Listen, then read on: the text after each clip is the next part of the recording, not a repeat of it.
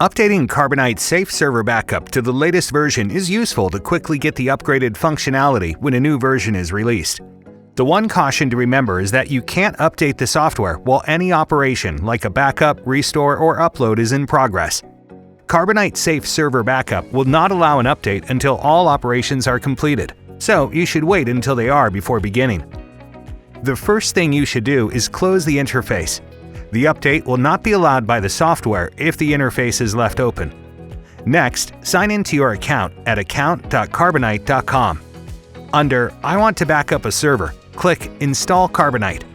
Select which version of Windows is installed on your server. Since we're updating a current installation, we don't have to download the cloud certificate.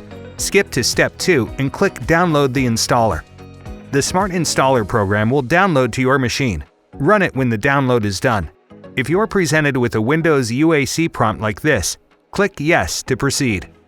The first screen in the upgrade allows you to change the location where the rest of the installation files will download. You can click Browse to choose a different folder, but I'll stick with the default. Click Start. You'll see some progress bars appear and fill as the installation tasks are completed.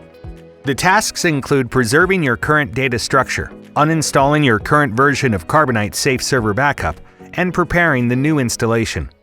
These will take a few minutes, but all you have to do is let them run. When it's ready to install, you'll see the installation wizard. Agree to the terms of service and privacy policy, then click Continue. You can then choose where icons are created and whether you'd like Carbonite Safe Server Backup to start after the installation is done. Everything is selected by default, but you can uncheck any options you don't want. Then, click Install. You'll see another progress bar for the new installation. This can take a few more minutes, but again, all you need to do is let it run. When it's done, you'll see a confirmation screen. Click Finish. When Carbonite Safe Server Backup next opens, you'll see a banner at the top notifying you of the successful update.